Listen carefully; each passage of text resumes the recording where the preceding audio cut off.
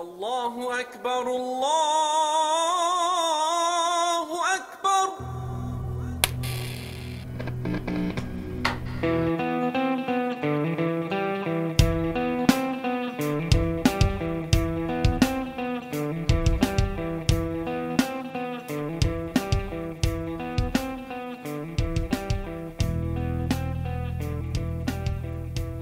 And good Sunday evening, this fine April the 17th, here on the Call to Freedom on LRN.LFM. I am Will Coley. We are here tonight. I have a guest on hold who will be with me in just a little while. We'll be talking about some of the stuff in the latest scandals that are going on in this year's running for the Libertarian Party nomination for president this year. I paid a little attention to it in 2012. The organization that I worked for up until the point where I was asked to join the vice presidential race for the Libertarian Party this year, Muslims for Liberty. We co-sponsored the free and equal debates in 2012 and followed the 2012 election fairly closely. I don't remember it being such a bloodbath this as it is this year. Last go around, I was actually a supporter of Arley Rights. I wasn't a big fan of Gary Johnson. Knew him, met him in 2010 when I co-emceed the 10th Amendment Summit in Point Siena, Florida with another radio show host that I worked with when I worked on Tea Party Patriots Live years and years ago, way back in 2010. And basically, I like Rights. I thought he was a stronger libertarian. I liked his personality. He was just a good old country boy. Kind of reminded me of my dad and my uncles. And I trusted him more. And Gary won, so we supported Gary in the general election and sponsored the free and equal debates. And I've been involved in trying to get other voices to the table in the debates this year as well. But this year's libertarian race has just, it's been absolute insanity. And for some commentary on that, as well as, she works, I believe, with the Daryl W. Perry campaign as well. We have Miss Caryn and Harlos with us. Hello there. Thank you so much for having me on the show. Hey, what's up, Caryn? So, am I imagining things? Is it worse this year than it was in previous years? Is it like seriously out of control this year, or am I just hallucinating? Well, you may be hallucinating, but to be honest with you, I wasn't involved with the Libertarian Party then, so I don't know. I get the sense, though, that it is, and I know it's certainly very disturbing to me. And just a point of clarification, while I do support Daryl, I don't work for any campaign. Oh, okay. All right, then. Let's see here. So there have been a number of different accusations that have been thrown around from various candidates to various candidates, and I figure we'll cover two of them that have come out most recently that you have personal knowledge of. We have I guess we'll call it Votegate and Roomgate. So the first one was the Peterson campaign. Peterson campaign comes out and is like, we think Daryl W. Perry bought some inconsequential poll on their website. And Perry comes out and, well, I bought those votes for a different poll, and you can see that the review for those that purchase was, 2 or 3 weeks before this poll that you claimed that it happened. So you've been watching all of it going on from both sides and everything else, and you took the time to investigate the Roomgate situation. So what happened with the first one? What happened with Votegate? What happened with our first scandal, so to speak? I have to tell you, with Votegate, as we put it, I don't know nearly as much on, and I want to get something up front. One thing that's very disturbing to me in all of this is that some people supporting some candidates feel like they can never say a thing bad about their candidate, or they're like blaspheming their God. This whole situation, apparently Daryl wanted to show that these online polls can be gamed, which I had said from the beginning. Even if someone I like is ahead, I always said they're all just completely full of crap and you shouldn't be paying attention to any of them. So Daryl apparently, paid $5 on Fiverr to prove that a poll could be gamed. I don't approve of what he did. I think he should have avoided even the appearance of that as a presidential candidate. But one of the websites, the Libertarian Future, who engages in quite a bit of sensationalistic journalism, as far as I'm concerned, made a huge deal out of it, disqualified them from their current poll, and insinuated that he gamed their last poll. And there's absolutely no evidence of that. He did, in fact, for some other poll, which he has not identified yet, as far as I know, went to prove they could be gamed, which is, it's like, hello, Captain Obvious. I think everyone knew that. And now all these accusations are coming that, he's cheating on all these polls. And here's the fact is, I think every single one of these campaigns have people gaming the polls. Okay. When the LP.org poll first went up, I even complained directly to LP headquarters going, the Libertarian Party should have no part in these. There's no way to identify who's there. Anybody, I wasn't even, you go back to it when you just voted once to see what the results are, and it's asking you to vote again. People didn't even have to try to be given multiple times to vote. Yeah. And when it first went up, LP.org crashed. Obviously, there were likely there was a bot going at it. And when it came back up, Gary Johnson was way ahead. Now, am I saying Gary Johnson campaign had anything to do with that? No. But that's what people do. It's the internet. They're going to troll the polls. If there's no way you can control that, you should really have no part in it. So Daryl did something I think that was kind of dumb, but it isn't anything at all like it's been made out to be. Right on. So I watched, I want to say it was the poll after the Alabama debate. That was the first big one that was like broadcast. They did a poll after that one. And I saw that one that was doing basically what you were saying, was there different candidates were jumping a huge amount. You'd go and Johnson would be ahead, like 48% of the vote would be Johnson's. And then you'd go back and suddenly Johnson's down to 32%, but Peterson is at 51%, and then you go back and then all of a sudden Darrell is all the way up at the top, and then you come back and then the next thing you know, McAfee's up at the top. And it was like these huge gains in votes too. It wasn't like people were coming in, like it didn't look organic at all. Like you would go back 4 hours later and somehow like 250 people had voted and almost all of them had voted for one candidate. It didn't look organic at all. And that was that first poll that was done right after, I think it was Alabama did their debate. And you could tell that it was being gamed. You were watching it. And everyone was doing it. I don't think it was the campaigns themselves. It's just their followers. That's what happens. And the polls, on another hand, are completely useless too, because we could talk about the general election. It doesn't matter. What matters right now is delegates. If we had to rely upon any polls, which I really don't rely upon any of them, the ones that are taken of real people at convention that are likely delegates to the national convention are the ones that perhaps weight should be put on. But even then, I'm like, because there's major swings in states. I mean, you have major. You see that there are states where certain candidates are strong and certain candidates are not strong. I mean, you see that like huge pendulum swing. Like Perry getting 28 votes in Louisiana this weekend and getting 1 vote in Wisconsin. There's like this huge pendulum swing back and forth between the candidates. So even like you said, I don't think that even that polling can, because so the majority of the people in Louisiana support Darrell, but that's going to even out because of the fact that the majority of the people in Wisconsin support Gary, or the majority of the people in I don't know what Tennessee's straw poll was, but we'll just say for the sake of argument that McAfee won.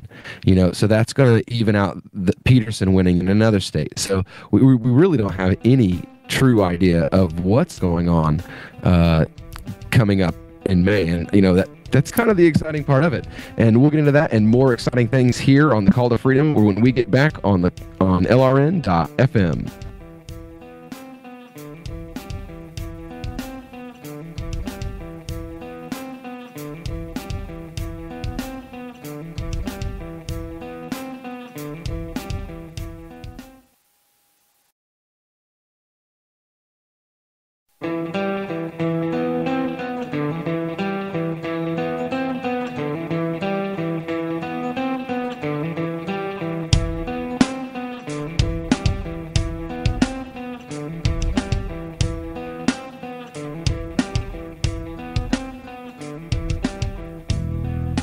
And we're back here on the Call to Freedom on LRN.FM. And we've been sitting here and we've been having a conversation with Miss Caryn Harlos. She's been following what's been going on with the scandals that have been going on in the LP. She actually took the time to look into the most recent, I guess, so the big quote-unquote scandal among the Libertarian nomination this year, Roomgate. So on to the juicier piece of meat on the table.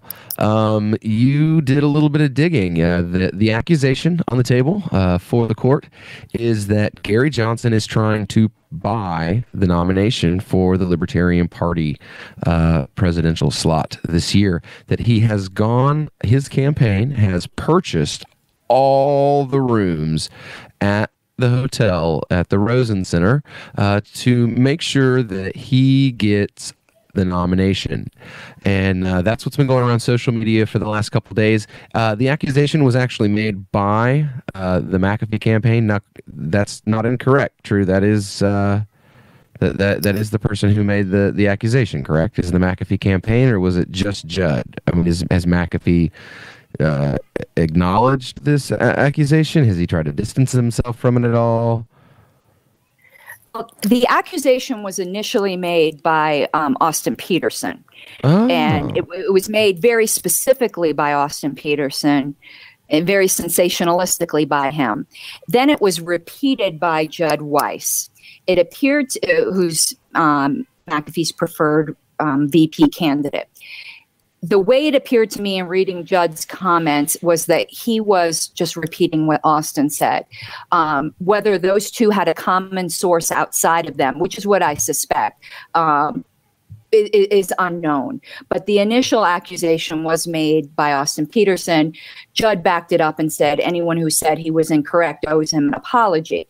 And, you know, I read Austin's accusation, and it didn't pass the initial logic test. Anyone who exercises any amount of critical thinking, including the candidate himself, should have, even if they heard this, have said, wait, that just doesn't even make sense, and done the minimal amount of either thinking about it or research before repeating something. I understand candidates, all of them will hear something juicy and the desire is to just repeat it. I'm pretty entrenched in LP presidential commentary as it is, and I can't tell you the amount of juicy tidbits that get sent to me that I'm not going to repeat, because 1 second's reflection on them, even if they're about someone I don't care for, you just know it's not true. And I would hope that there's a minimum bar of something that just doesn't pass the smell test. And when I saw that one, there was about 6 or so accusations made against Gary Johnson. Most of them are he said, she said. There's been no proof offered for him.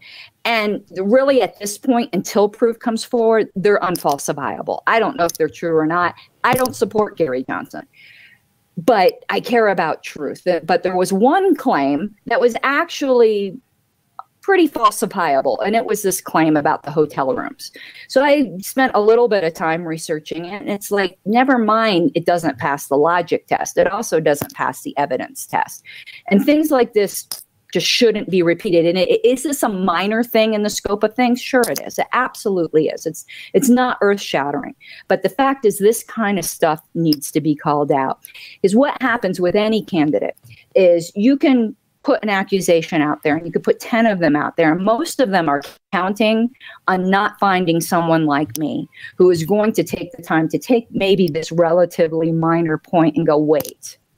And I'm fortunate that I have a little bit of a voice, because I'm an editor at IPR, which is Independent Political Report, and one of my fellow editors picked up what I wrote on it and posted it there. But most people aren't going to have that kind of platform. And I'm not doing this out of any torch carried for Gary Johnson. I think his comments on the cakes was atrocious and anti-libertarian. But we need to be holding our candidates to at least a minimum standard of truth. And this is easily falsifiable. And I have a whole article up on it in IPR. And people are like, why are you spending so much time on such a minor point? I'm like, it really the principle behind it isn't minor. And one thing anyone knows about me when I'm going on with the LP presidential commentary, I only care about one thing in this whole thing, and it's principles. I really don't have a loyalty to any candidate. Like you heard me very easily criticize Daryl in the previous segment. He's my guy, but no one's above reproach here. So we need to be holding our candidates. If we're going to be a voluntary society and a freedom-loving society and a rights-upholding society, we have to model that and not be exhibiting the worst possible behaviors. I absolutely agree. I mean, that's one of the things that I have to say I like so far about being involved in the vice presidential race is the fact that none of us are really trying to use each other as punching bags. When there are things about Judd that are spread and all over the internet that aren't flattering. There are things about me that are spread all over that you can find probably all over the internet that aren't particularly flattering. Sure, if you did a little digging into Carey's life, things that aren't particularly flattering about him, but we're not particularly worried about using those things against each other because we each have our own thing that we do. We each have our own thing that we bring. Like Judd's really good with media. That's what he does. I haven't really done a lot of studying of Carey's campaign. He's really well known within the party. And then I have the experience, with working to export libertarian ideas overseas in areas that they don't exist, so to speak. So we each have different things that we have the ability to bring to the ticket, and rather than trying to beat each other up for the next 6 to 8 weeks, we're just concentrating on what we're doing. Well, I think that's what you should do. You concentrate on your campaign and don't worry about theirs. Well, and the party has to come together after this convention, no matter who is nominated. And what's going on right now is going to cause, I fear, unhealable wounds. Because when you go after people like this in an unfair manner, there's something in human nature that they'll lie in wait to get even with you in the future. And we don't need this. We definitely don't. This is such a tremendous opportunity. We need to be showing we're not just like any of the other parties with this backbiting and untruth. Listen, the candidates are going to be going after each other, but there's plenty of issues to do it on. Johnson's certainly vulnerable with his denial of freedom of association. Go there. But on the room thing, the one thing it just where I ask people to think about it, we're talking about Orlando, Florida. What possible benefit would there be to Gary Johnson to allegedly buy up all the rooms at the Rosin Center when Orlando has the second most hotels in the entire country? Yeah. As if someone's supporters couldn't just stay someplace else. Yeah. So then people said to me, they're sold out everywhere. I'm like, really? I took 5 minutes online and found 3 Well, we'll have to get into that and a little bit more when we get back here on the Call to Freedom on LRN.FM.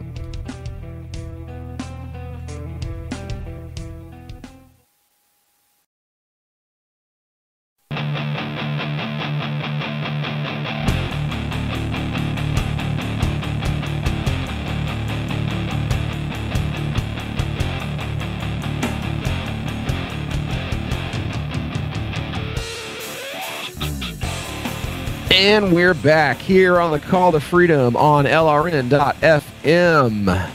It is about 10:30. We're about a half hour into the show tonight, and we've been talking to Caryn Harlos.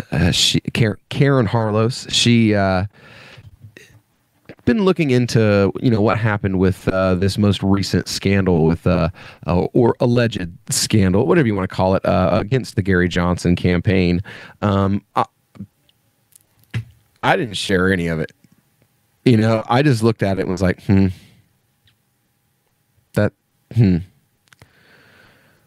really, why? I mean, like, you don't get paid to run, like, Why? Like, well, why would you spend thousands and thousands? And they're like, well, somebody said, well, what about the speaking fees? And I was like, he already gets those. You know, it's like, well, what's the point? You know, he already gets those speaking fees. Who cares? You know, like he was already the nominee once. He's already getting paid to come speak places, buku bucks. So why would you spend, you know, like $60,000, $80,000, maybe more, a few $100,000 for what? You know, so that you can be stressed out, have people take shots at you, have to listen to me talk crap when you say things about my community that I don't like. You know, like, why? You're already getting paid. It's the dumbest thing I've ever heard in my life. So she took a little time because she, you know, evidently agreed with the idea that this just didn't pass the smell test right off the bat. And she took the time to look into it.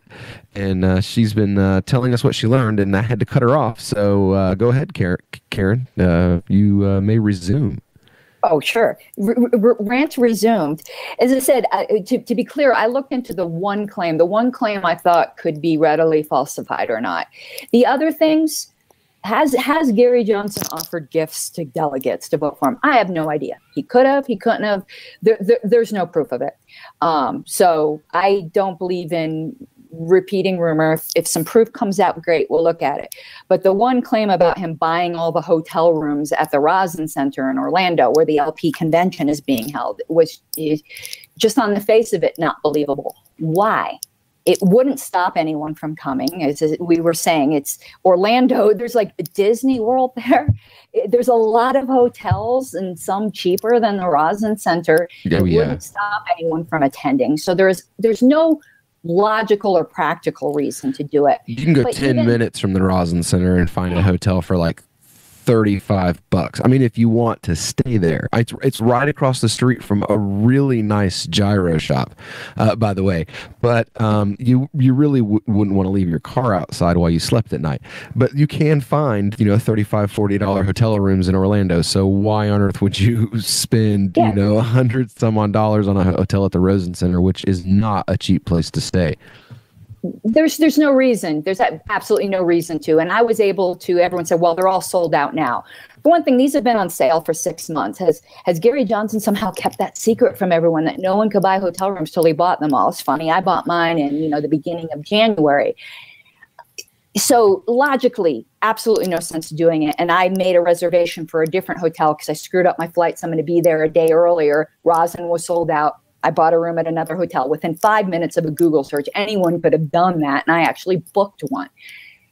But outside of that, when I first saw this claim, I'm like, wait, I follow LP stuff very closely. Again, a lot of it's because I'm an IPR editor. There's the LNC, which is the Libertarian National Committee discussions, are on a publicly viewable list. And I remembered the beginning of April when one of the LNC members said, hey, we're selling out. There's only 10 rooms left. Really, that's interesting. So I remember that too. All but 10. Oh, so he bought all but 10. So now they're advertising this. And because I had friends that I knew, well, actually one friend in particular that was procrastinating getting his room. Later that day, I was like, have you gotten your room yet? They're down to 8. And he called up and got his room. So apparently there was no problem. Gary Johnson must have been really terrible at buying all the rooms. And since that time, I've accounted for, unless some of these people are mistaken or lying, which you have no reason to believe, 6 or 7 of those 10 rooms being bought by just people. So what are we down to at best? What, Gary Johnson bought the last 2 rooms, and that's like the worst case scenario in order to what, freeze Austin Peterson's campaign out? Does this make any sense? It makes 0 sense whatsoever. So the one claim that anyone could sit and maybe try to dig up some facts or try to think about is just nonsense. Now, perhaps people will walk back this claim a little bit and say, well, he bought a large block of them so that there were less available. Well, that wasn't the claim. The claim was that he bought every single one of them. Even then, what's like how did he offer people a room to vote for him? Is that now wouldn't that have to be the allegation? If you vote for me, I'll rent you a room in the Rosen Center. Basically, that's the second part of that's where Jed Weiss went with it. The initial Austin Peterson allegation was just, and I'm probably quoting nearly verbatim, that Gary Johnson bought all of the available rooms at the Rosen Center in order to deny Peterson supporters access. How that's it makes it's like crazy. Why wouldn't it be to deny McAfee supporters? Why wouldn't it be to deny Daryl Perry supporters? You know, some of these claims, the world doesn't revolve around Austin Peterson, no matter what he may think. And Gary Johnson certainly is not spending, considering the financial issues his campaign might be in, you know, a couple $100,000 to do something that's useless, since people can just go get a hotel room somewhere else. Yeah, or rent a house. You know, that's what we're doing. I'm going down with a house full of people from Ohio. I lived in Orlando for 4 years. It's where I met my wife. I used to lecture at the University of Central Florida. I lectured there on comparative Western religion and Islamic history and Islamic jurisprudence and, you know, those sorts of things. And I lived in Boynton Beach for most of my adult life. I lived on Goldenrod Road, like just up the street from the airport, maybe like 4 miles, 5 miles up the road from the airport. So, you know, I lived in Orlando, and we're actually going to be over in the Ruby Lake area, over by like Buena Vista and all that area. And we're going to be in a house and, you know, barbecuing and having a good time. And it's 15 minutes, you know, and you got to take the toll roads to get there, but it's not that big of a deal. I'd rather stay in a house and, you know, have the freedom of being in a house than stay in a really ritzy hotel, and that doesn't really give you the freedoms that you have in a house.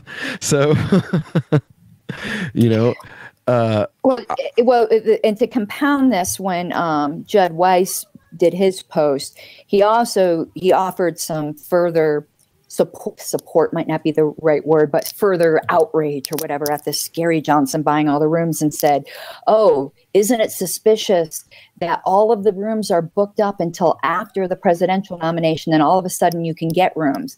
And I'm like, are you serious? The presidential nomination is like the last substantive thing of the convention. Yes, there are some things that go on the day before, but I was warned months ago when I was talking about becoming a delegate, everyone saying, don't leave on Sunday. It bleeds delegates on Sunday. Everyone leaves after the beauty contest is over, and there is important internal party business that goes on afterwards, usually like judicial committee nominations that insiders tend to get in because everyone leaves after the presidential nomination. So really, you think it's unusual that it's booked up to the last big event and then everyone leaves? That is not, that's what I would expect. That's what I was expecting 4 months ago. Yeah. And I just expect better of people before lobbing these things out like this. All right, well, we'll get into that and a whole lot more when we get back here on the Call to Freedom on LRN.FM.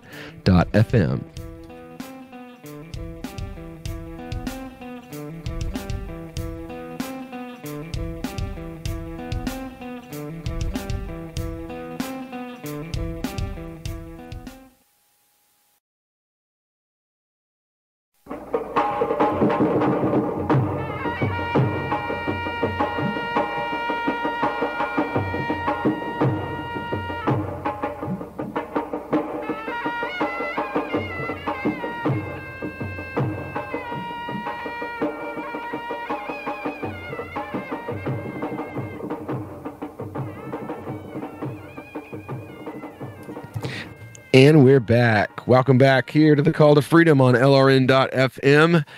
We've been getting into Libertarian Party politics tonight. We've got Caryn Harlos with us.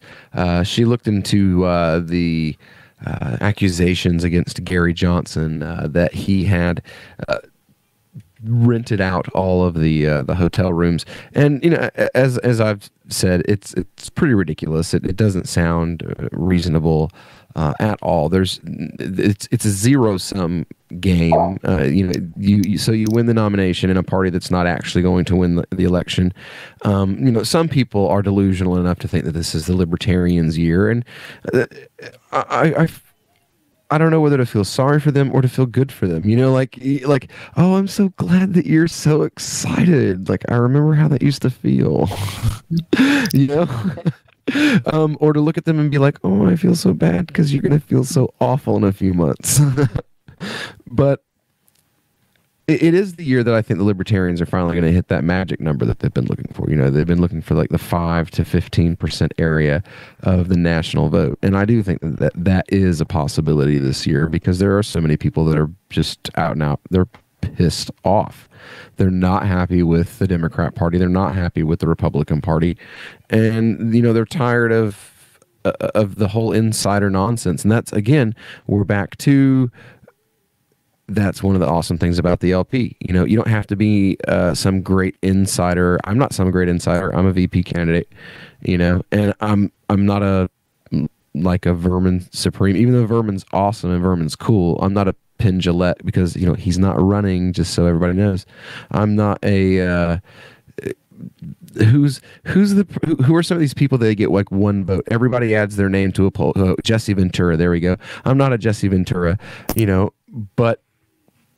I'm actually, turns out, looks like I'm actually a serious contender, and I'm happy to admit the Libertarian Party is most likely only going to get 5 to 15% of the vote, and that's not a bad thing because that gives the spot at the table, and that's the important thing right now is getting the opportunity to finally have the chance again to represent those principles in a national arena. Rather than just representing them to each other and on college campuses and trying to break through social media and all these other ways that we do it, like actually having the captive audience to make these arguments in front of the American public.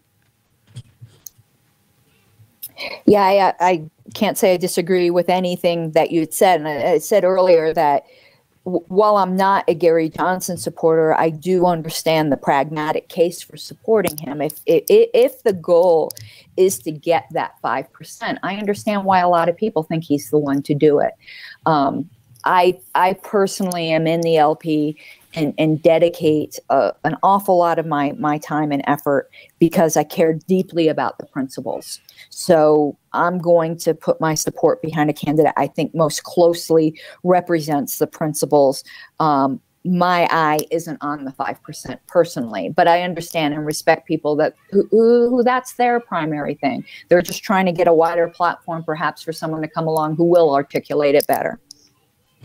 Well, who do you think could articulate it better? Like, who's not in the race? Who's not in the race right now that is a libertarian, that has what you consider the experience? You personally, who do you think could take the reins and try to articulate our position in a better manner than those who have tried to do it so far? Like ignore the field right now. We're looking at 2020. It's November 7th was yesterday. All of the losers are at home licking their wounds, and we're looking to 2020 and going, all right, who do we want to sit in that group to represent our party in 2020 for the nomination?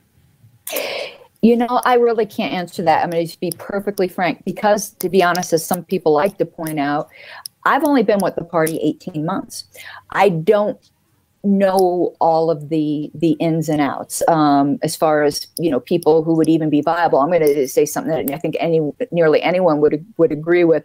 I'm really disappointed right now, and some people will groan. Someone who could walk in and actually potentially win it, so you can now feel sorry for me, would be if Ron Paul had decided that this was the year he was going to run as a libertarian. Now, that obviously isn't a 2020 thing, no. But who do I think could have done it now and capitalized on this fantastic opportunity? Paul, yeah. Yeah, I mean, I agree. can you just even imagine? It boggles the mind. And someone who would have been fantastic for the party, like I was telling you in break. My focus isn't much on the candidates. I am shamelessly a party person. I'm in this for the party and its principles. We can have good candidates, we can have bad candidates, and either way, it doesn't fluster me. And when I'm looking at this current crop of candidates, it's not only who do I think has some of the best libertarian ideas, but I look at it, who is going to be great for this party. Part of the reason for some of my opposition to some people is that they've completely alienated the activist base that has been here for years. And that is not the way to grow the party. No. Even though some positions might be fantastic, some positions might be radically libertarian. If you've just alienated the base of an already small pond, you're fracturing the party, and it's not going to work. So that's the motivation, right or wrong, what anyone thinks about what I say or who I support, who I oppose. That has always been my motivation: is the party and its principles. The party and its principles.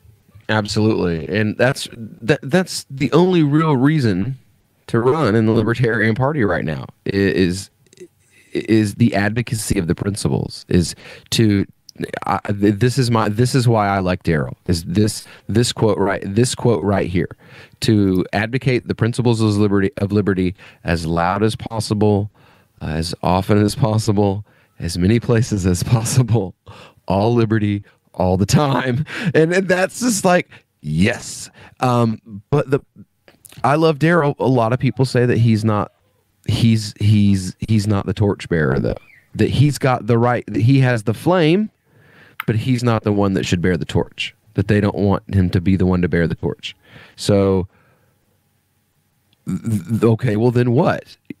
So you don't like his personality, you don't like his speaking style. It's always some like something that to me doesn't mean anything. But I understand why they're looking at it from like a polling numbers and all those kind of things type of perspective. But for me, none of that matters. In the 70s, we ran a gay guy and a woman as the candidate, and that wasn't a popular idea back then. Those weren't people who, if you wanted to get acknowledgement in a positive fashion, that you did those kind of things. This wasn't the 80s. This wasn't the 90s or even now. This was the 1970s. It was a completely different era back then. Particularly in the area surrounding gays. I mean, you got the Stonewall riots and all those kind of things. You've got those kind of issues and malicious attacks and different things like that, all the way up to Matthew Lillard when I was in high school in the 90s. So 20 some odd years later. But the Libertarian Party was breaking fresh ground. So because he had the principles, that's what mattered. They had the principles, and I don't understand why you can't say, okay, well, I don't like Daryl's suit, or some. And it's always some stupid aesthetic thing like that.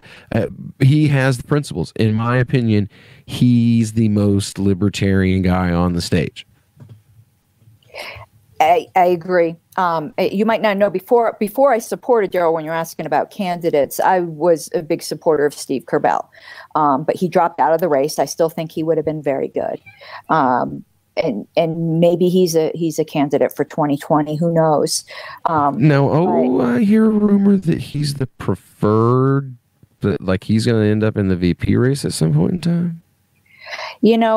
I've heard nothing verifiable about that. So okay. It's a rumor, but it's nothing that I have any evidence for. So all right. Okay. We if there are any more rumors, we'll cover any more rumors and juicy little tidbits, as well as intellectual things that actually matter to people when we get back here on the Call to Freedom on LRN.FM.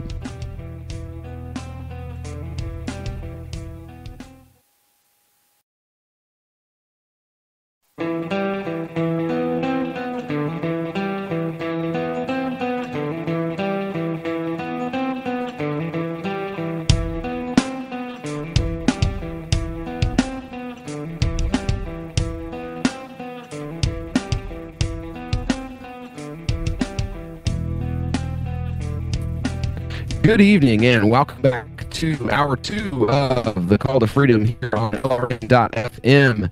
And we've spent the last hour with Caryn Harlos. She is editor with Independent Political Report, and she's been following the Libertarian race president very closely this year.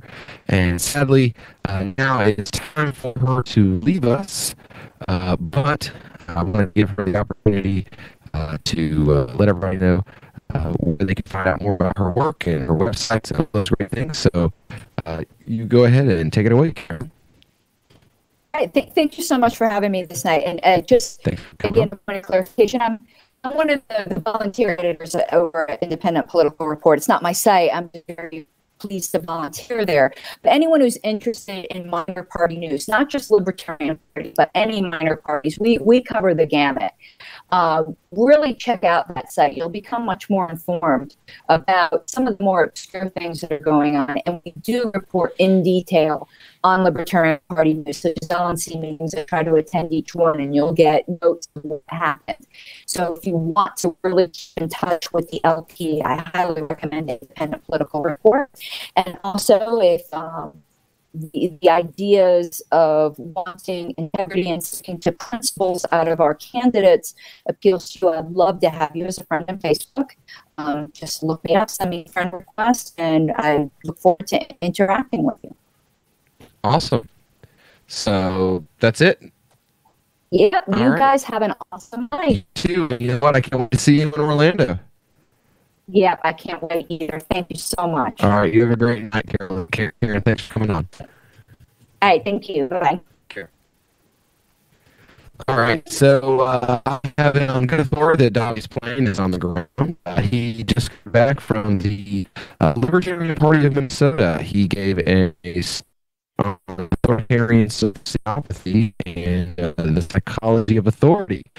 So, yeah, hopefully before we're off the air tonight, he will be back home and he'll be on the air with us. Now, you guys know that I keep up with a lot of freedom-oriented things that happen overseas. I work with libertarian activists in probably 12 countries.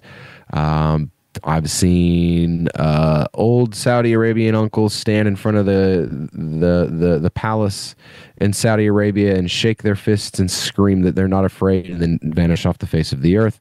I've seen Iranian libertarians set up Facebook pages, do great work for a year and then get a little too brave and end up in jail. I've seen quite a few different things that a lot of people just haven't had the opportunity to have access to because, they don't run in the circles that I run with, which is basically a very international libertarian audience. And there's a source called Radio Free Asia, and they have a story that was posted 2 days ago, and I had the video loaded up here, and my computer decided that it didn't like me, as often happens. There we go. But basically, what happened is there's a Muslim minority group in China called the Uyghurs, and they are under the Chinese government. Of course, they do not have freedom of religion, so they deal with things like if you're caught fasting in the Uyghur community, you can be imprisoned. Mosques are raided regularly. The practice of Islam is basically, and every other religion pretty much, is basically outlawed in China. So because of this, a Uyghur's family business was raided by the Chinese authorities. Now, I'll explain to you what is going on as you listen to this. It's about 1 minute and 15 seconds long, but it is the bravest 3-year-old you have ever seen. It shows you right away that fealty to the state is a learned way of being. It's not the natural course of things. People are born with the inclination naturally to be free, and they learn to acquiesce to tyranny through example and through what's taught to them. And this young 3-year-old boy, his parents' business is being raided by the Chinese police authorities. And, well, he's going to show you that he's not going to have this. This video showing an angry 3-year-old Uyghur boy has gone viral across social media sites. He is trying to defend his grandmother from local officials known as Qingguan, who apparently have ordered her to remove an umbrella from her fruit stand. The boy is telling officials to leave his grandmother alone. He's swinging a 6-foot-long metal pipe. China, but exact location is not known. It is a dramatic scene that illustrates the struggles of Uyghur street vendors in cities throughout China. Uyghurs are a Muslim minority in China who often faces discrimination. He's now trying to stab a policeman with a chopstick. With maintaining public order, keeping streets clean, and enforcing local laws. They are widely despised in China because they often harass ordinary citizens. Street vendors are a frequent target, often accused of operating without a license and degrading the beauty of the city. Confrontations like these have sometimes turned violent. So there you have it. You got a 3-year-old boy. He comes at the police with a 6-foot-long metal piece of pipe, and he's swinging and then throws this piece of pipe at the Chinese police authorities, these Xinjiang authorities. Then, after this, he goes and he goes and gets a chopstick from somewhere, and he's running around the street with these blue uniformed Xinjiang officers all over the place, and he's swinging his hand, this fat little, you've seen like the meme with the fat little Korean kid, like he looks like he's been living on McDonald's for his whole life. He's like 4 years old. All right, imagine a kid kind of like that kid, but not quite so portly. So he's like this chubby little Asian kid, and he can barely bend his arms or put his arms all the way down, and he's swinging this chopstick, trying to stab the Xinjiang, these Chinese police that are trying to raid and shut down his grandmother's, unlicensed vending stall because of the fact that she has an umbrella to keep her out of the Chinese sun. So this just is a great example to me, and definitely go look up Radio Free Asia so that you can see the video for yourself. It's definitely entertaining. I can't post it on the Call to Freedom Radio Facebook page yet because I'm still 3 more days before I am out of the penalty box on Facebook and can have access to my my radio station Facebook page. But once that is up, I will definitely post this video. And for those of you that are listening that know me on social media or want to look me up, all of my posts are public. I'll definitely post this. It's quite an entertaining video. If you want to see the natural state of humanity attacking back and lashing out at the unnatural force of the state, it is definitely a must-see. Now, we've had all this talk about the Libertarian Presidential race and Gary Johnson or John McAfee or Austin Peterson or Darryl Perry or Mark Allen Feldman, Shauna Sterling, and then 20 other people, I guess, probably by this point, or 60 or 55. I think Vermin Supreme's running in the LP this year, so it is a huge, huge contest. I've never seen this many candidates in my entire life. It is absolute insanity, but we won't get into that right now because we'll get into all that and a whole lot more when we get back right here on the Call to Freedom on LRN.FM.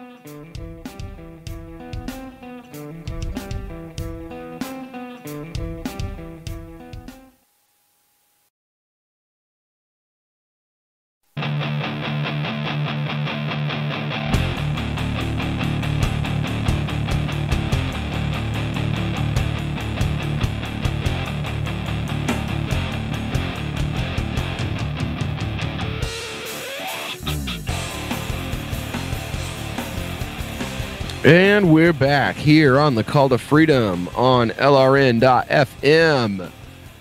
So, a little bit of international news that we've got going on around here. Recently, the Brazilian Congress has voted to impeach the president of Brazil. It says here in The Guardian that the government conceded after the lower house overwhelmingly backed a move to remove Rousseff, who now faces a vote in the Senate.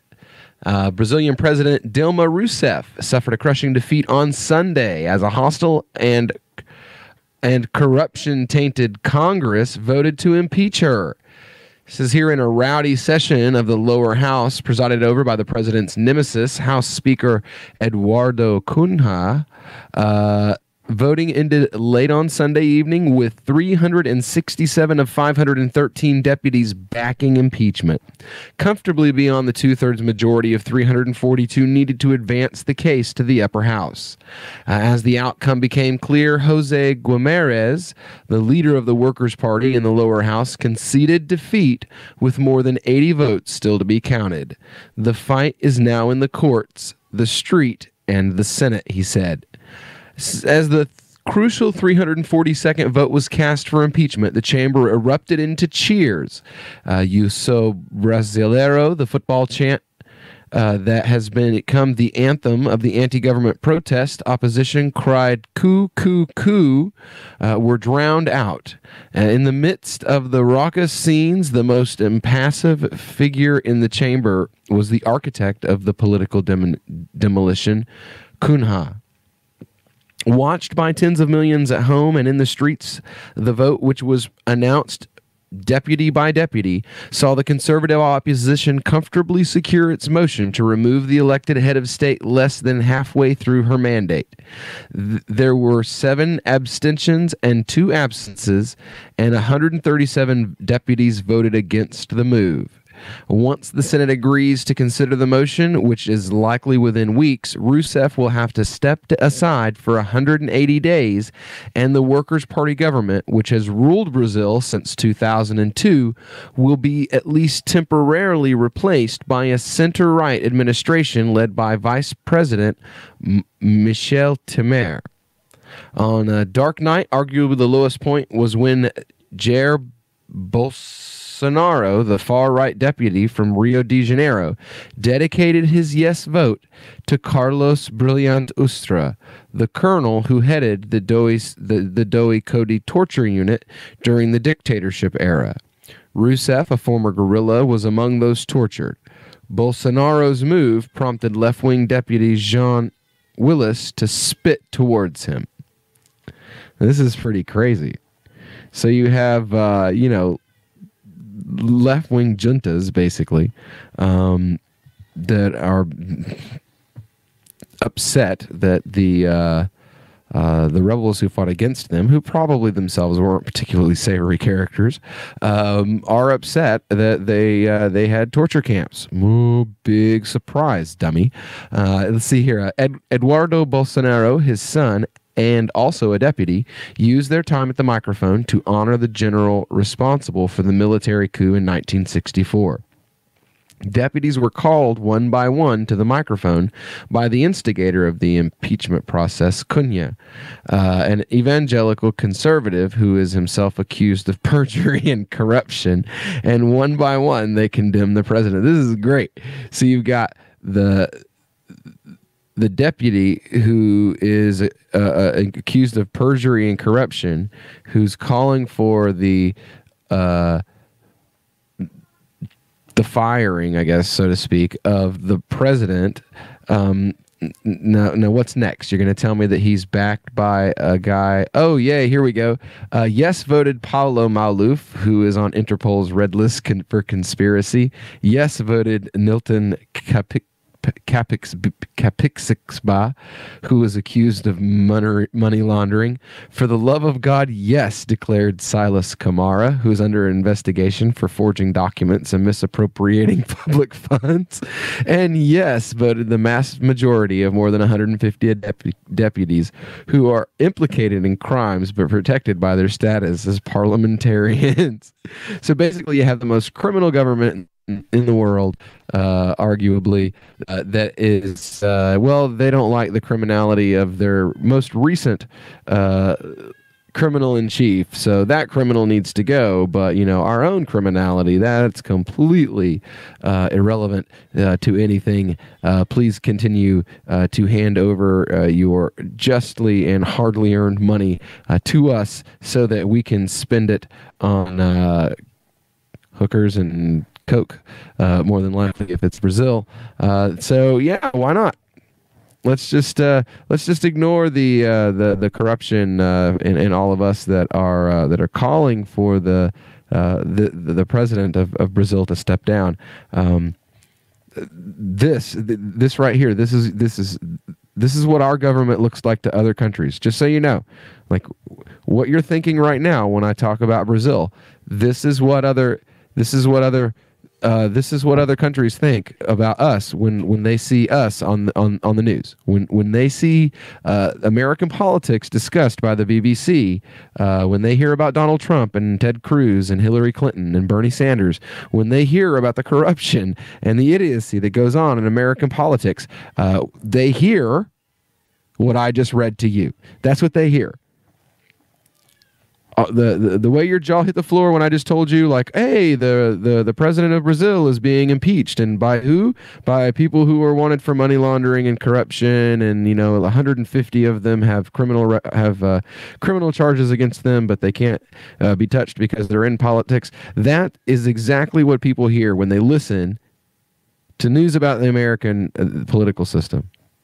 Everything that you just thought about Brazil, that's what people in Africa think when they watch our political system on television. That's what people in the UK think when they see our political system on the television, is what you just thought about Brazil. And if you don't already think that about our own government, then you must not be paying very much attention. Because we've got stories like this next story that I want to talk to you about. That a lot of people have talked about it, but in the greater sense of things, it's really slipped through the cracks.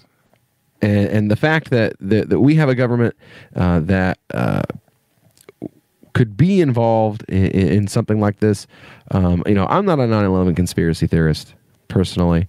I know that the official story is most likely BS. I mean, that's the people who wrote it said that it probably is, that it is. So if the people who were on the commission were like, it's not completely true, it's 85%. We left about 15% of it out because we just couldn't talk about it. We weren't allowed to. And you have this whole, like, the 28 pages and all that, that's the 15% that we're not allowed to talk about. And when we get back, we're actually going to get into this story about, Saudi Arabia basically threatening economic warfare against the United States if they allow victims of 9/11 to proceed with a case against the Saudi Arabian government. So we'll get into that when we get back here on The Call to Freedom on LRN.FM.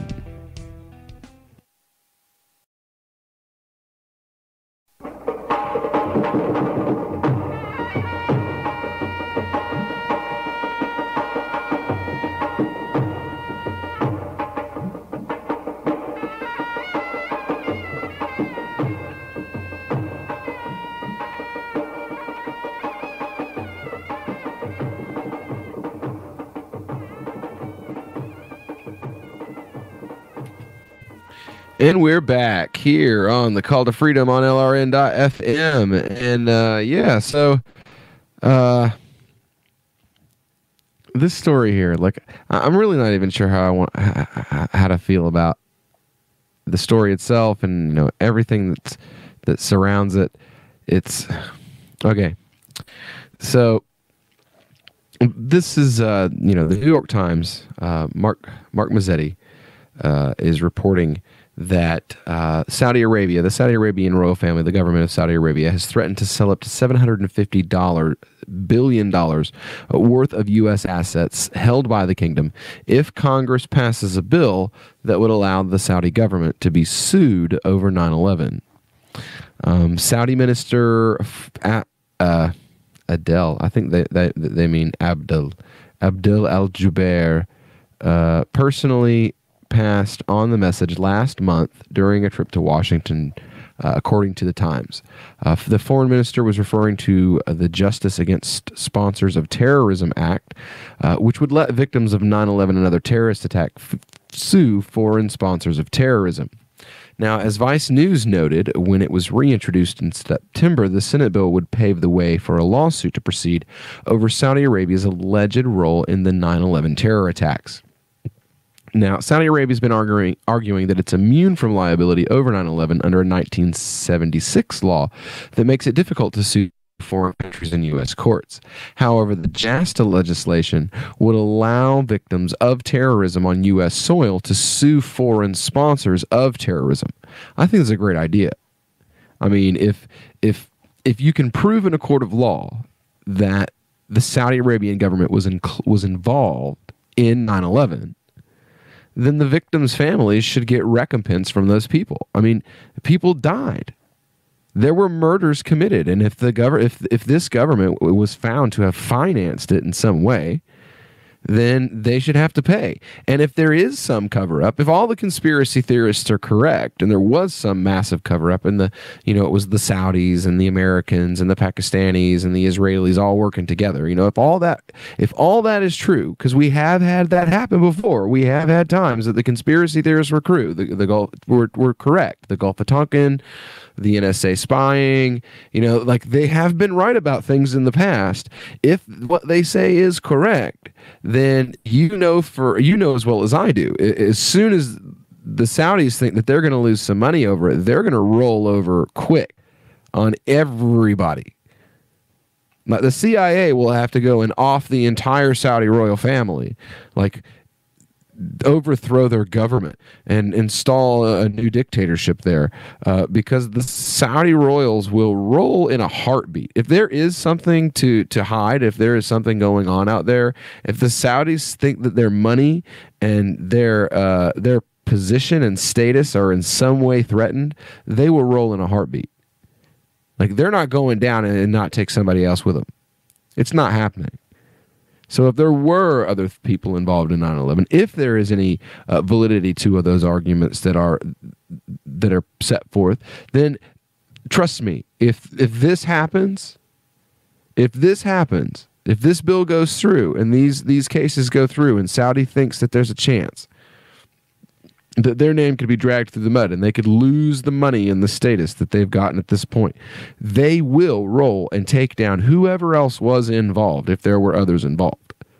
I mean, without a doubt. I have no doubt in my mind. The Saudis are dirty. They are not honorable. I'm not talking about the people in general. I'm talking about the royal family, the Al Saud. There we go. That maybe I should clarify that. The Al Sauds are dirty.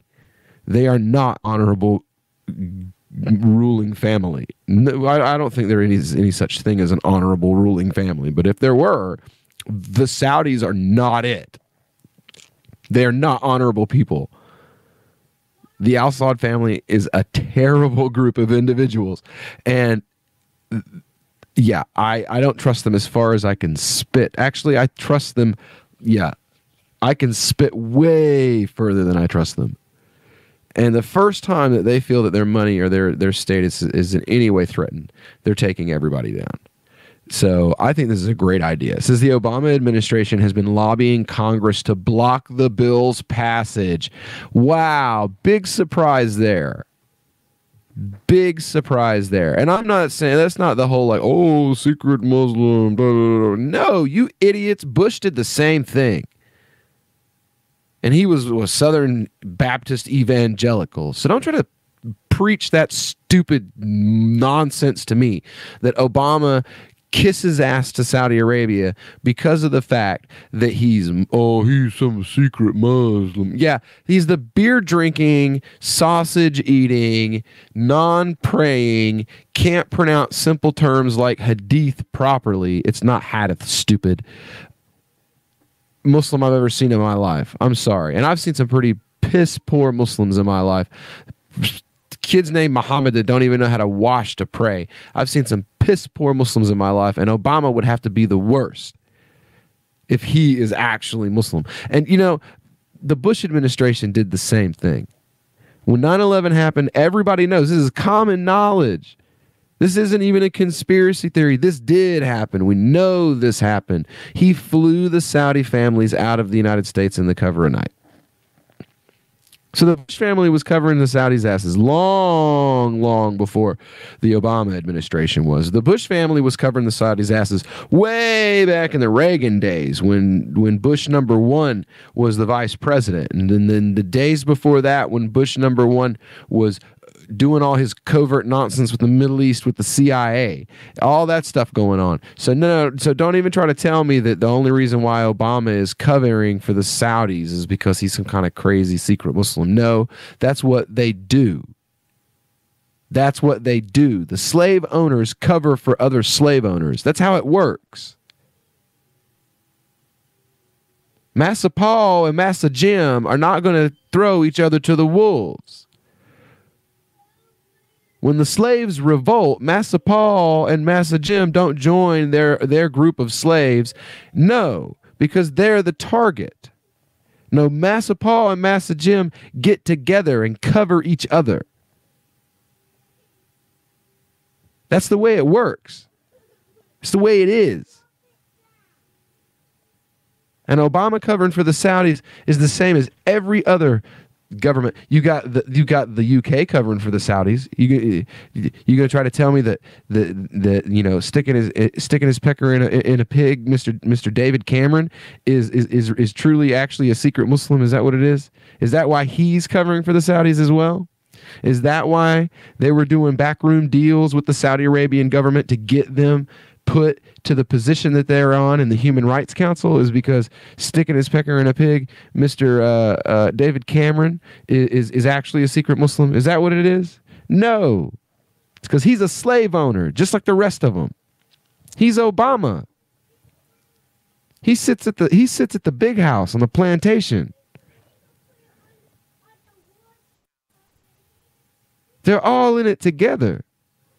And the sooner you people realize that, the sooner everybody realizes that, the better we'll all be. The better off we'll all be. And don't leave Putin out. Putin's in on it too. He's in on it too. They're all in on it. All of them. Every last and single one of them. They don't care what you think. Revolt. Do what you want. They don't care. They don't. Really, they don't. They don't care at all. What they'll do is they'll just roll the tanks out. Seriously, if you think for 1 second that if shooting gas grenades at occupiers a few years ago didn't work, that they wouldn't have put tanks on the streets? They almost did. They damn near did. We had Bearcats out there. Because that's the way things are. That's where we are today, people. We'll get into that and a little more reality that you may not be comfortable with when we get back here on the Call to Freedom on LRN.FM.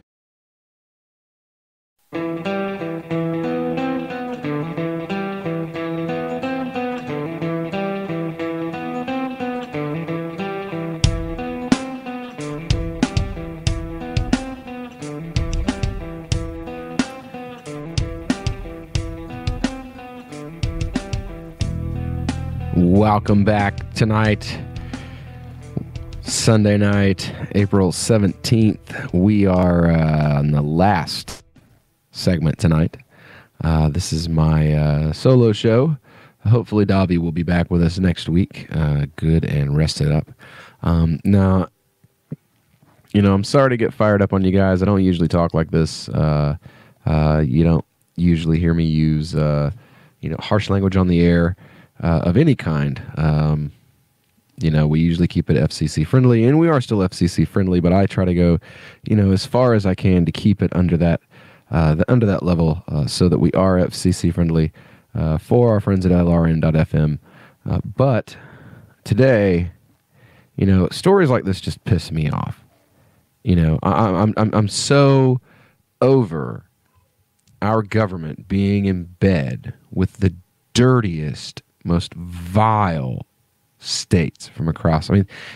I know that to most of us, that's a contradiction in terms. But there really are states worse than others.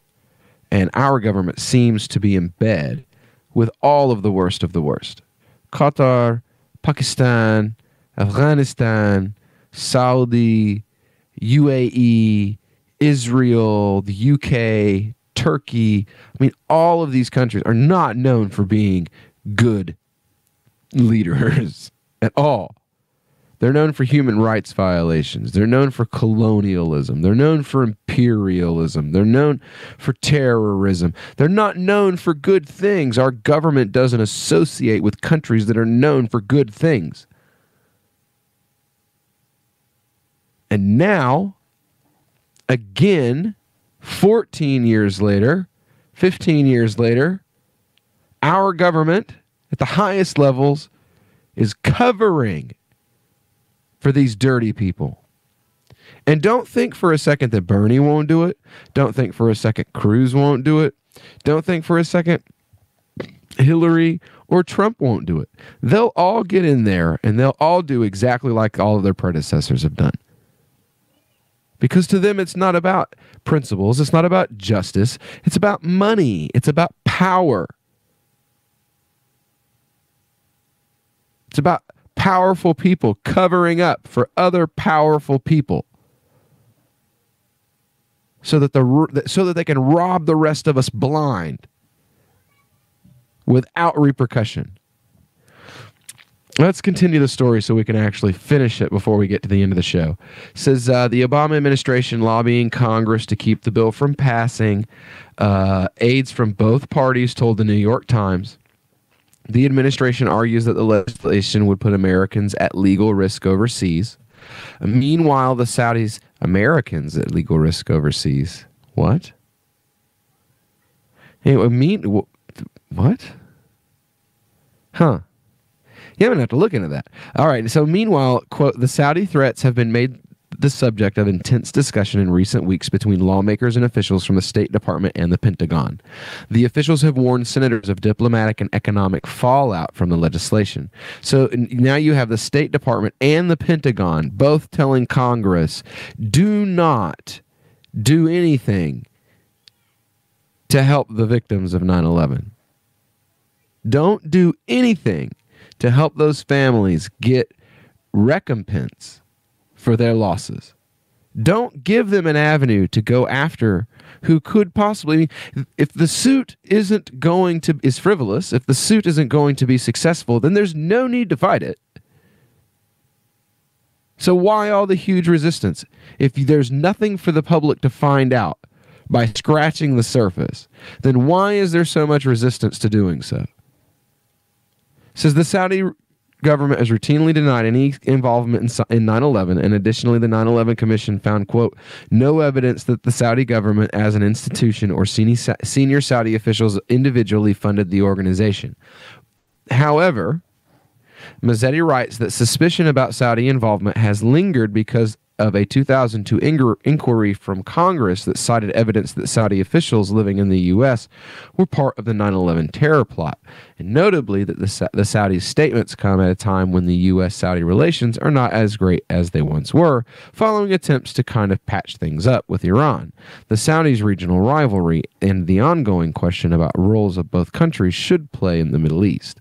So basically, the Saudis are pissed off because we're not going to go to war with Iran for them and spend our tax money, our sons and daughters, to go and create business hegemony, truthfully, a political and business hegemony, under the auspices, the false auspices of a religious hegemony. I mean, that's how you get the dumb, the dumb shepherd to go along with what you're doing. Is you use religion as the tool to do that. You say, well, we're trying to establish a religious hegemony against this horrible Shia.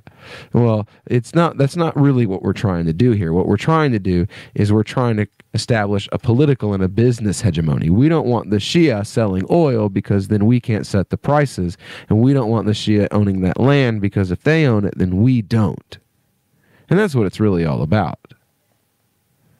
And the American public is not willing to allow the American government to allow the American military to send American sons and daughters to die in Iranian sand for that cause. Because it has nothing to do with us. It's not our problem. Plain and simple. We don't have a reason to be there. Iran's not a bother to us. And if Iran's a bother to somebody that we like or that doesn't like us, it doesn't mean a damn thing to Americans. It doesn't mean anything. Why should I have to give my money? Why should I have to give my children as cannon fodder for that? Why? Exactly. No good reason at all. None whatsoever. But Saudi wants that. Israel wants that. We're on rocky terms with Israel right now. It's not because Obama's anti-Israel. It's because we're not going to war with Iran. The same reason why we're on rocky soil with Saudi. It's because we're not going to throw American children and American blood and American money at their war.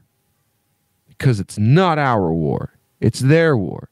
If Saudi and Israel want rid of Iran so bad, let them publicly make a pact together and make their own military alliance and let them go and invade Iran. Let them do it. Let them show the public the truth about who they are. Don't send our sons and daughters to do that, to do your dirty work. Don't steal my money and borrow money from China and every other country on earth and sell my sons and daughters into debt slavery so that we can fight your war and your battle for you.